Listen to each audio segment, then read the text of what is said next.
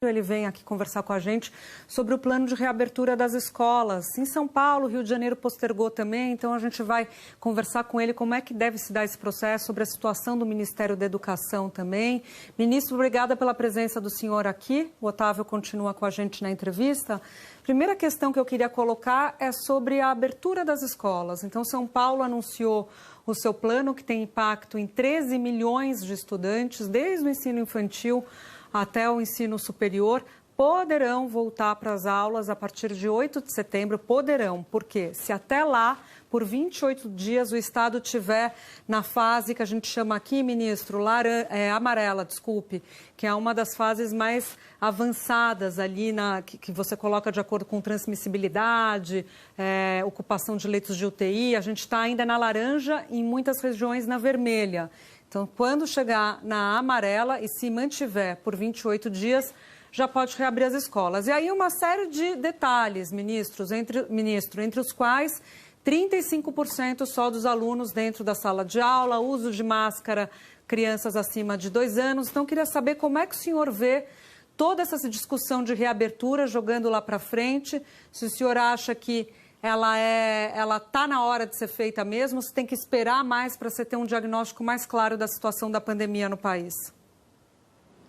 Bom, primeiro, bom dia para você, Júlia, bom dia, Otávio, e todos que nos acompanham aqui na Globo News. Eu diria que o debate ele é necessário, é importante, e a gente precisa acompanhar o desdobramento desse processo de forma a discutir tecnicamente, cientificamente, ouvindo a comunidade educacional do Brasil, educadores, professores, pais, alunos e, naturalmente, aqueles gestores que atuam tanto no campo da educação privada como também no campo da educação pública. Esse é um processo que a gente não tem certezas, muito pelo contrário, mais dúvidas do que certezas. Inicialmente, São Paulo tinha indicado que iniciaria o processo de abertura das escolas de forma gradual a partir de agosto, depois prorrogou esse prazo para setembro e, evidentemente, que isso vai se dar à medida que a pandemia se desacelere e a segurança sanitária possa ser cada vez maior em proteção dos próprios alunos e professores que se envolvem diretamente com as redes públicas e privadas, não só em São Paulo, mas em todas as redes de cada estado do Brasil. Ministro, é o Otávio Guedes aqui do Rio de Janeiro. Bom dia, obrigado pela participação. Ministro, eu queria que o senhor explicasse didaticamente qual a função do Ministério da Educação num momento como esse. Ou seja, quem decide se abre ou não escola, corretamente, no meu entender, são prefeitos, são governadores de acordo com a realidade local. Mas, assim, qual o papel do Ministério da Educação nesse momento? Quer dizer, como é que ele entra para orientar? Gostaria que o senhor explicasse, assim, didaticamente, já que parece que o ministro da Educação virou uma atividade não essencial nesse momento. Bom, Otávio, na verdade, essa missão do Ministério é uma missão coordenadora, né? A rigor, você tem um modelo no Brasil de educação, que ele é bastante descentralizado. O principal da educação básica no Brasil é executado na ponta, seja educação infantil e fundamental, basicamente pelos municípios, e parte do fundamental e de nível médio pelos estados. Só que o Ministério da Educação tem grande capacidade de articulação quando exerce essa função. E eu entendo que o Ministério da Educação deve abrir sempre um diálogo com as secretarias estaduais de educação, por meio do CONSED, que é o Conselho Nacional de Secretários de Educação, que representa as redes estaduais, e da Undime, que representa os dirigentes municipais de educação. Esse diálogo deve estar bem aberto e deve-se respeitar as autonomias das respectivas redes. Como se sabe, a pandemia ela tem a sua dinâmica própria em cada estado e em cada município do Brasil, não de forma homogênea. A realidade de São Paulo é muito distinta aqui de Pernambuco, que é diferente do Amazonas, que é diferente do Rio Grande do Sul. Então, há de se buscar uma maior coordenação para que esse processo de abertura respeite a autonomia dos estados, dos municípios, seja baseado, evidentemente, em evidências científicas e segurança sanitária para a proteção dos próprios alunos.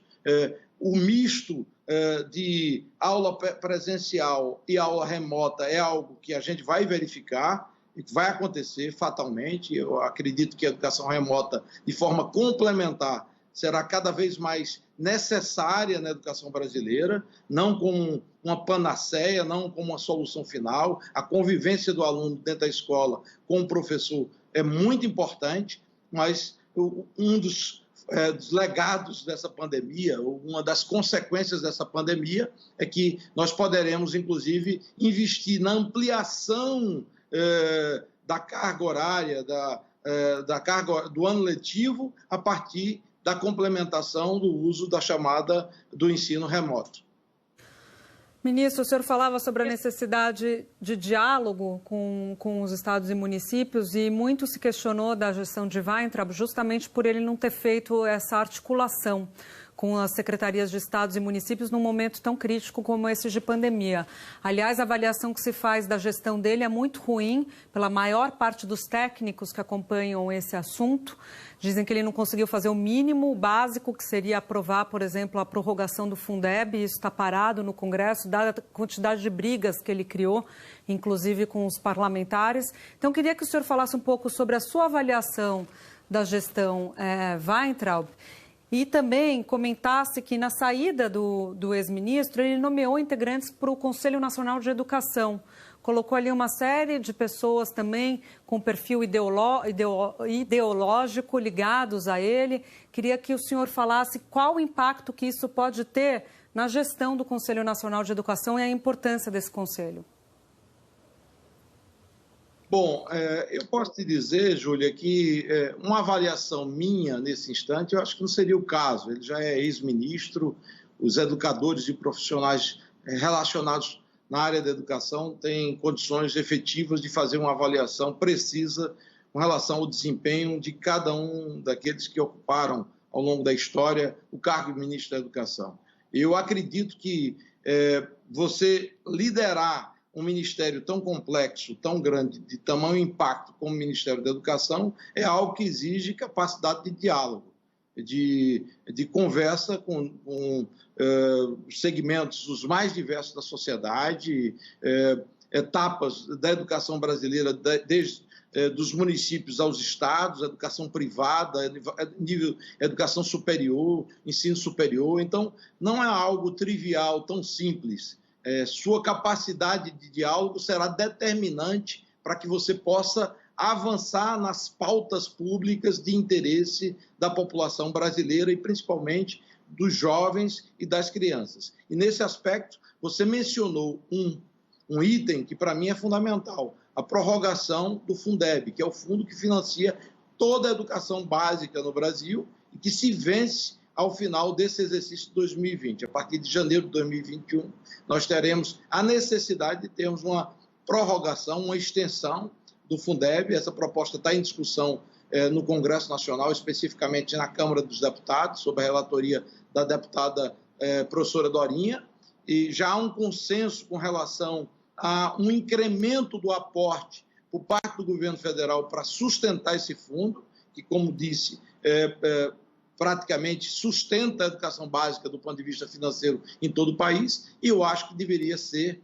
uma prioridade, deveria ser a prioridade número 1 do Ministério da Educação. Paralelamente a isso, outras iniciativas são relevantes. Prioridade para a questão da alfabetização. O Brasil ainda performa muito mal, é triste a história das crianças que estão, por exemplo, no terceiro ano do fundamental, que não tem proficiência adequada em leitura e em escrita, em português, o que é algo básico, né? Se uma criança ela é mal alfabetizada, ela vai comprometer toda a sua vida educacional. E, para mim, isso tem que ser uma prioridade fundamental também por parte do Ministério da Educação, além da formação, da política de formação de professores. Os professores no Brasil precisam ser formados, inclusive incorporando cada vez mais a tecnologia como um instrumento para que a gente possa enfrentar momentos difíceis como esse da pandemia que geram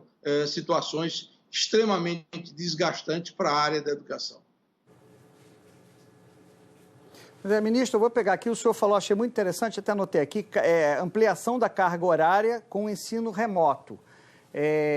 Ou seja, a internet vai ter que entrar ali no custo da educação, você fornecer internet de qualidade para o aluno e também para o professor. Vai ser tão importante quanto merenda, é isso?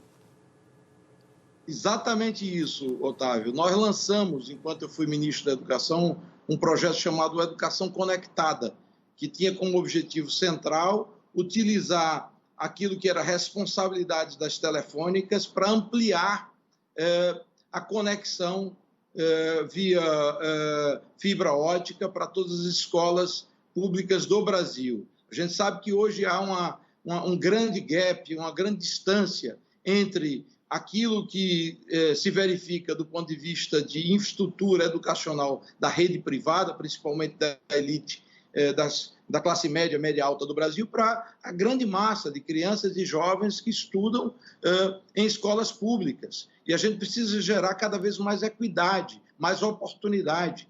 No meio de uma pandemia, o jovem de uma escola de periferia, aqui de Casa Amarela, no Recife, ou de Paraisópolis, em São Paulo, ele sofre bem mais. Ele já tem acesso a uma educação de menor qualidade, ele tem muito menos infraestrutura para acessar novas tecnologias. Muitas vezes falta-lhes equipamentos que possam permitir a ele essa conexão com a escola. Então, para que você possa gerar mais equidade nesses tempos de novas tecnologias e nesse ambiente cada vez mais difícil, tendo em vista, inclusive, a própria pandemia, a gente precisa dotar as escolas públicas do Brasil de infraestrutura de internet rápida com fibra ótica para assegurar igualdade de acesso às crianças que estudam em escolas públicas, que são as mais pobres do Brasil.